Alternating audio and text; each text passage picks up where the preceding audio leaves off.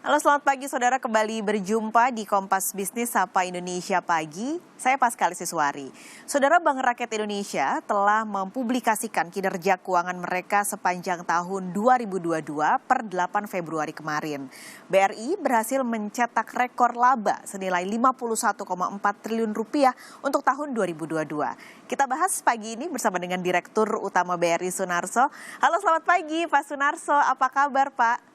Selamat pagi, Pak Skalis. Kabar saya baik, ya.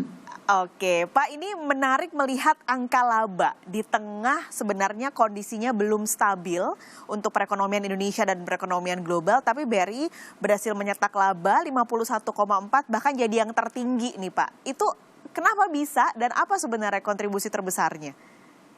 Baik, saya kira mungkin kita terima kasih atas dukungan semua pihak bahwa akhirnya di dalam situasi yang belum begitu pulih, masih penuh tantangan, BRI mau menumbuhkan labanya 67% menjadi 51,41 triliun rupiah. Faktor yang mendorong keberhasilan BRI mencetak laba yang sangat impresif adalah pertama adalah keberhasilan BRI melakukan transformasi yang kita sebut transformasi digital dan transformasi culture, terutama difokuskan ke arah memperbaiki struktur liabilities dan struktur pendanaan. Maka kemudian kita berhasil memperbaiki struktur pendanaan kita, di mana kita meningkatkan porsi dana murah ataupun current account saving account 66,7%, dan kemudian itu bisa menekan biaya dana menjadi 1,87%. Jadi kosopan BRI 1,87% itu sebenarnya kosopan BRI termurah sepanjang sejarah BRI mungkin selama ini. Dan kemudian efisiensi juga tercermin di biaya operasional terhadap pendapatan operasional terus membaik menjadi 69%, sebelumnya adalah 78%. Kemudian cost efisiensi rasio juga membaik menjadi 48%, sebelumnya adalah di level 50%. Kemudian juga kita mampu menekan cost of credit, biaya kredit, ya, biaya untuk mencadangkan risiko kredit.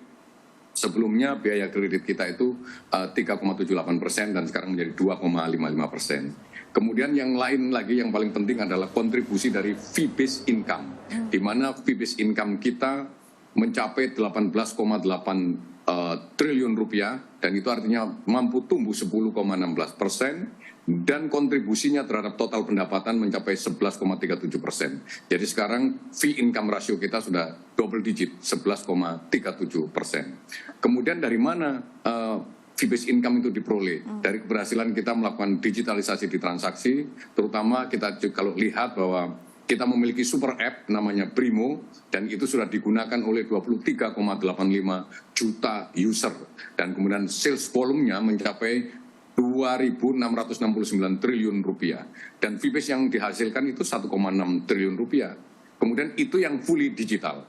Sekarang kita bilang bahwa kita punya yang hybrid, ya. Itu adalah agen Briling, di mana bisnis prosesnya itu digital, tapi kemudian pendekatannya kepada nasabah masih dilakukan melalui pendekatan yang konvensional, human touching, melalui agen-agen di warung-warung, dan itu kita sudah memiliki 627.000 agen Briling, dan kemudian transaksinya mencapai 1.297 triliun dan menghasilkan fee bagi BRI 1,4 triliun, dan sudah barang tentu bagi para agen saya yakin tidak kurang dari 2 atau 3 kali lipat dari itu. Dan inilah benar-benar real sharing ekonomi yang kemudian manfaatnya bisa dirasakan sebagai fee-based income yang diterima oleh BRI, dan juga fee dan pendapatan yang diterima oleh masyarakat sebagai agen mitranya BRI.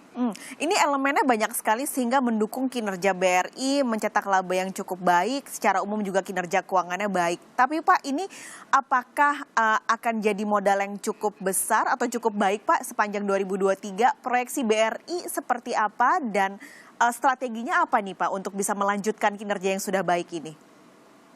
Baik, jadi mungkin saya ulas dulu tentang kinerja BRI secara keseluruhan di tahun 2022. Bahwa kita terus tumbuh secara sustainable, di mana aset kita tumbuh 11,2% menjadi 1.865,6 triliun rupiah. Itu aset BRI secara grup, dan aset-aset itu sudah barang tentu dibentuk karena kita mendapatkan kepercayaan dari masyarakat di mana dana masyarakat yang ditempatkan di BRI mencapai 1.307 triliun, ya, dan itu tumbuh 14,9%. Dan kemudian liabilities tadi itu dan ditambah modal kita tempatkan dalam bentuk kredit. BRI menyalurkan kredit selama 1 tahun 1.139,07 triliun dan itu tumbuh 9,2%. Dan tetap secara konsisten BRI memprioritaskan penyaluran kreditnya kepada segmen UMKM. Kredit kepada UMKM mencapai 84,7% dari total kredit BRI. Saya ulangi lagi, jadi kredit kepada UMKM mencapai 84,7%. Dan terutama di mikro, itu kredit mikro mencapai 551 triliun. Dan di kredit mikro ini kita bisa tumbuh 13,9 triliun. Dan kemudian 13,9% ya. Dan kemudian kualitas kredit kita jaga dengan baik, menerapkan risk management dengan sangat memadai, maka kemudian kualitas kredit kita jaga dengan baik, di mana NPL-nya 2,67%. Untuk bank yang main di segmen UMKM, yang dilayani banyak dan kemudian tersebar di mana-mana, NPL bisa kita kelola di level 2,67%. Sebenarnya ini adalah menunjukkan betapa balance sheet kita, kredit kita juga kita kelola dengan sangat hati-hati. Dan kemudian yang lain adalah kita masih memiliki kecukupan likuiditas untuk terus tumbuh karena loan to deposit ratio kita baru mencapai 79,17%. Bagaimana sekarang kira-kira guidance untuk tahun 2023 ini? Kita masih optimis bahwa kredit akan kita bisa tumbuhkan di level 10-12% dan kemudian NIM net interest margin kita akan manage di level 7,7-7,9%. Sementara cost of credit kita akan kelola di level 2,2-2,4%. Dan juga NPL akan kita pertahankan di level 2,6-2,8%. Dan sehingga kita akan mencapai cost to income ratio mungkin di sekitar 40-41,5%. Demikian kira-kira aspirasi kita ataupun guidance yang kita berikan selama tahun 2023 ini. Oke, jadi kira-kira strateginya akan mirip ya Pak di 2023 ini? Kalau bicara strategi, karena situasinya mungkin agak beda ya, bahwa semua orang meramalkan bahwa 2023 ini akan terjadi resesi segala macam. Tapi kami optimis bahwa datanya berbagai model analisa yang dibuat, peluang Indonesia untuk resesi di bawah 3%. Artinya kemungkinan tidak terjadi resesi untuk Indonesia. Namun demikian kita sudah lakukan simulasi untuk menetapkan strateginya. Jika ekonominya pulih, inflasinya naik, dan kualitas pinjaman memburuk, maka kita akan lakukan monitoring kualitas kredit secara intensif, mempertahankan coverage rasio yang tinggi sebagai bantalan apabila terjadi pemburukan, dan kemudian kita akan tumbuh secara selektif, dan kemudian kita lakukan optimalisasi write-off untuk meningkatkan recovery rate. Namun apabila ekonominya memang benar-benar pulih, inflasinya terkendali, kualitas pinjaman, kualitas kredit membaik, maka kita akan melonggarkan namanya loan portfolio guideline. Dan itu sebagai sinyal bahwa kita akan tumbuh secara agresif. Dan kemudian menurunkan coverage ratio juga karena apa? Risikonya sudah menurun, maka bantalannya bisa kita kurangi. Dan kemudian kita melakukan optimalisasi write-off, bagian daripada meningkatkan recovery rate. Nah, sekarang ada 2 skenario yang paling buruk ini, ya. Apabila ternyata ekonomi tetap stagnan, inflasinya naik, dan kualitas kredit memburuk, maka kita harus tumbuh terbatas saja. Dan kemudian loan portfolio guideline kita atur dengan ketat, mempertahankan coverage rasio yang tinggi sebagai bantalan untuk jaga-jaga kalau terjadi pemburukan kualitas aset, dan juga kemudian melakukan monitoring kredit secara intensif, lakukan simulasi, stress test berkesinambungan. Dan yang keempat, jika ekonominya stagnan, tapi inflasinya terkendali, tetapi kualitas pinjaman, kualitas kredit membaik, maka mungkin kemudian kita bisa tumbuh secara selektif, kemudian mempertahankan coverage rasio yang tinggi, dan kita lakukan monitoring, simulasi, dan stress test secara berkesinambungan. Demikian kira-kira strategic respon yang kita buat terhadap kemungkinan-kemungkinan yang terjadi. Tadi 4 kemungkinan yang kita prediksikan sangat mungkin terjadi di 2023 ini. Sudah ada skenario dimatangkan, tapi saya penasaran juga Pak, apakah dengan skenario yang disiapkan tadi, digitalisasi termasuk yang akan terus didorong tahun depan? Pak Sunarso jangan dijawab dulu, kita akan jeda sejenak, usai jeda kita akan kembali, masih di Kompas Bisnis Sapa Indonesia Pagi, jangan kemana-mana. Kembali di Kompas Bisnis Sapa Indonesia Pagi, saya masih bersama Direktur Utama BRI Sunarso pagi ini. Pak Sunarso, kita ngobrol soal digitalisasi sekarang. Pak Sunarso nyebut beberapa kali di tadi segmen sebelumnya. Nah, untuk tahun ini strategi ataupun proses digitalisasi di BRI akan seperti apa, Pak? Baik, jadi digitalisasi menurut saya adalah suatu keharusan gitu. Tetapi kita juga jangan lupa bahwa masyarakat kita masih belum sepenuhnya digital savvy dan kemudian kita juga mesti tetap layani secara konvensional. Oleh karena itu BRI datang dengan konsep hybrid bank, memperhatikan bahwa masyarakat kita memang belum sepenuhnya bisa terdigitalisasi. Ya. Oleh karena itu kita datang dengan konsep digitalisasi melalui hybrid bank. Hybrid bank ini apa? Jadi banyak proses bisnisnya memang kita sudah digitalkan, tetapi sentuhannya kepada masyarakat, layanannya masih menggunakan layanan konvensional, masih mengedepankan human touching.